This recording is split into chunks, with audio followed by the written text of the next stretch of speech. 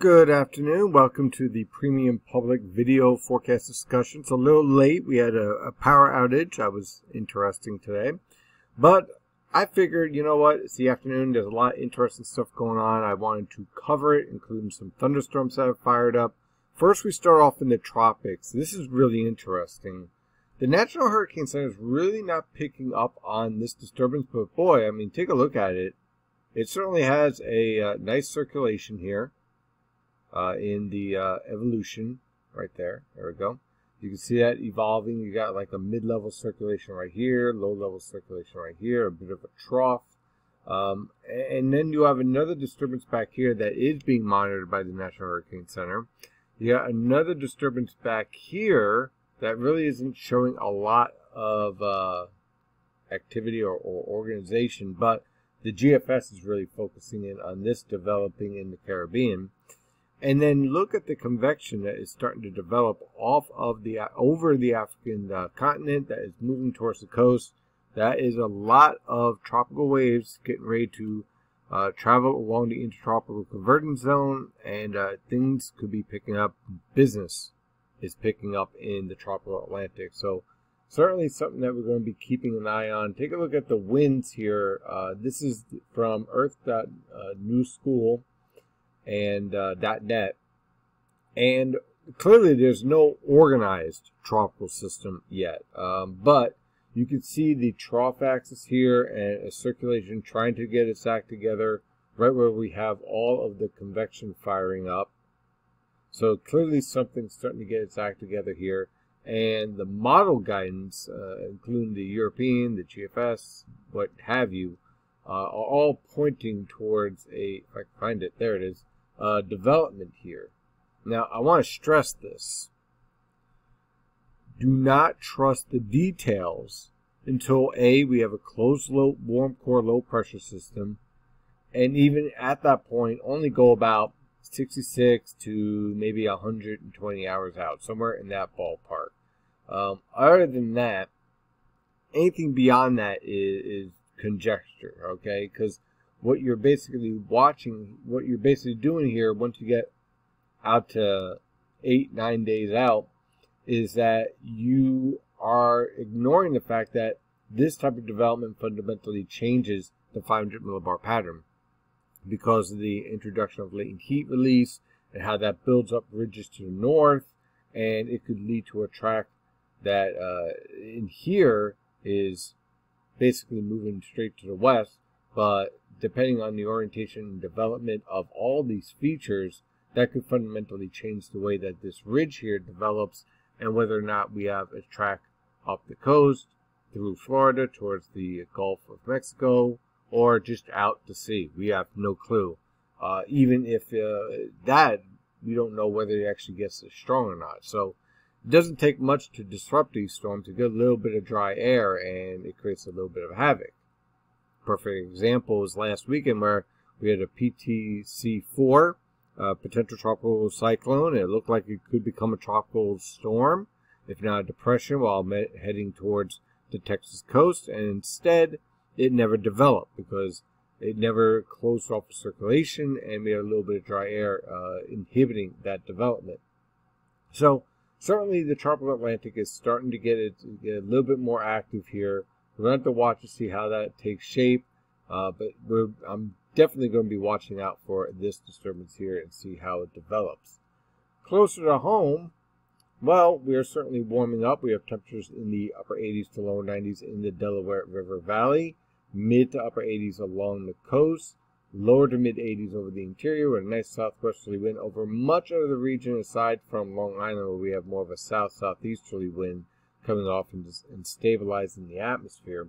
We have showers and thunderstorms developing, but the bulk of them will not be severe. Now, this is the skew T right now, centered over New Jersey, and you can see plenty of instability, but not much in the way of vertical wind shear in any way, shape, or form.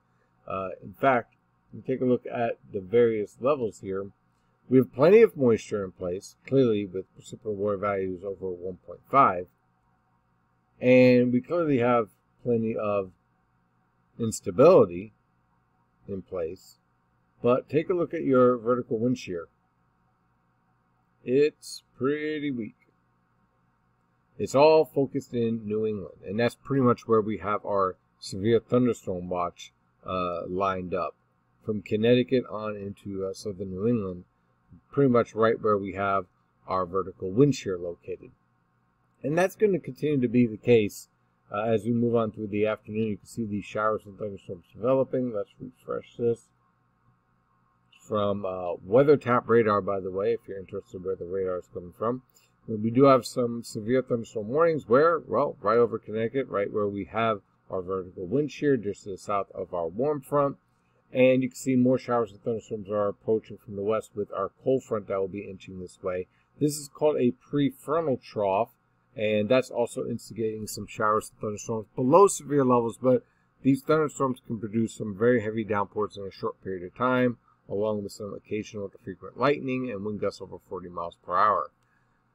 So, I'm sure many of you are wondering, hey, does this mean that the weekend's going to be a washout? Does this mean I should cancel my plans for this evening? Well, let's take a look at some of the data here. Now, we know, based on how this event is evolving here, that we have plenty of instability. You can see the cumulus field developing pretty nicely here.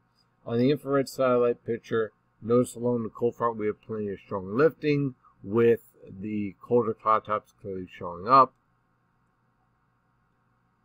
But the water vapor satellite picture shows something very interesting. It shows that we have a positively tilted trough, which means that this cold front, which again is already starting to stall, is going to be setting up in an environment where the winds run parallel to the surface front.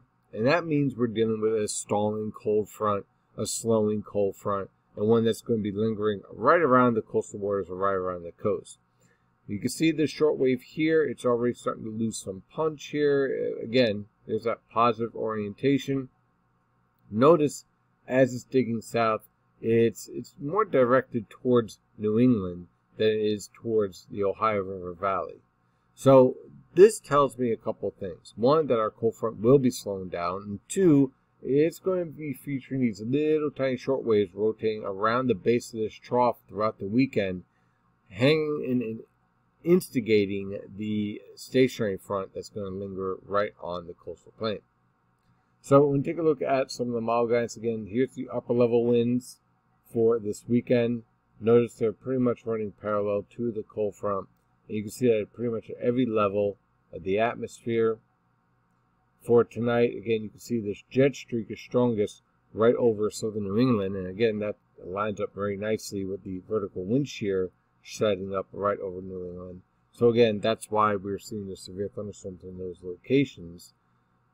When we break down the latest lifting parameters here, you can see all your strong lifting moves through today. And after that, a lot of little pesky weak short waves through Monday.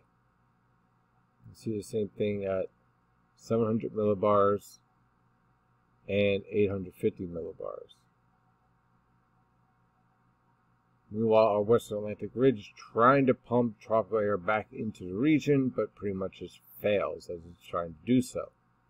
Now, take a look at these 850 millibar temperatures and note that our cold fronts are getting stronger and stronger as we move forward. Very interesting setup here with this type of polar air mass trying to build in. As I've been warning, most likely when you're about 7 to 10 days out, these polar air masses are being forecasted too strong. So I wouldn't trust the idea of temperatures in the 70s and 80s widespread. At least not the lower to mid 70s as some of the guys were showing earlier. But I do like the idea of temperatures basically in your mid 80s and basically right around seasonable levels. So stay away from the extremes in terms of below normal temperatures, and I think you'll be okay in terms of your forecasting. And again, there is our potential storm that tries to develop here. Again, in this type of scenario, where I was talking about with how this enhances the rest of the 500 millibar pattern, when you have this setup, what happens is that you have your latent heat release expanding outwards, and it builds because you're enhancing mass, you're increasing mass. it builds this ridge. So in theory, that would send it straight towards the Gulf of Mexico because you're building the ridge, right? But if this is not as strong, then what you can end up with is a weakness in the ridge. And let's say it makes that turn and then starts to intensify over the Gulf Stream. Well, then that would build the ridge here, which would drive it up the coast. So there's a lot of uncertainty here. So I wouldn't trust this solution in any way, shape, or form. But certainly, you've been put on notice. The season's starting to get more active, and things are about to get more interesting. Just want to show the 700 millibar relative humidity in this forecast, just to kind of give you an idea on this weekend. Now, again, you have those disturbances hanging around, but notice 700 millibars, we don't have a lot of moisture hanging around. So what does this tell me? This tells me that we're going to be dealing with a lot of spotty showers throughout the weekend. Not a washout, but definitely a mix of sun and clouds and an isolated shower here and there, especially as you are along the coast. But I'm not seeing any type of widespread rainfall. So for this evening, if you're heading out to the Mets or Phillies game or just going out to enjoy the evening, watch out for a few pesky thunderstorms continuing on through, I would say, about 8 p.m., and then they'll start to collapse. After 8 p.m., we lose our potential for showers and thunderstorms, and overall starts to become more tranquil as the cold front clears the region. If you're going to one of those baseball games, there is that potential for a delay in the game, but overall, I think that for the most part, you'll be able to enjoy the game with no interruption. So we'll keep an eye on that. Walking through the next several days, for tonight, look for those showers and thunderstorms to collapse in the evening, followed by clearing skies towards tomorrow morning. Look for low temperatures ranging from the lower to mid 60s over the interior, mid to upper 60s along the coast. For tomorrow afternoon, watch out for a pesky shower. Other than that, scattered broken cloud cover with high temperatures in the upper 70s to lower 80s over the northern interior, lower to mid 80s along the coast, and mid to upper 80s in the Delaware River Valley. For Sunday, look for scattered cloud cover. Again, watch out for a pesky shower or two. Low temperatures will range from the lower to mid 60s over the interior, upper 60s to lower 70s along the coast. High temperatures in the lower to mid 80s along the immediate coast, mid to upper 80s away from the coast. For Monday, look for scattered cloud cover with isolated showers of threat, pretty much rinse and repeat, with low temperatures ranging from the upper 60s to lower 70s, and high temperatures ranging from the lower to mid 80s along the coast and mid to upper 80s away from the coast. On Tuesday, a trough hangs around with a cold front approaching from the west. That means there's a threat for some widely scattered showers and thunderstorms. Look for low temperatures in the upper 60s to mid 70s.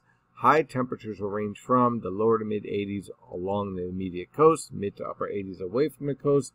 Could see a few 90s pop up in the Delaware River Valley if we get enough sunshine.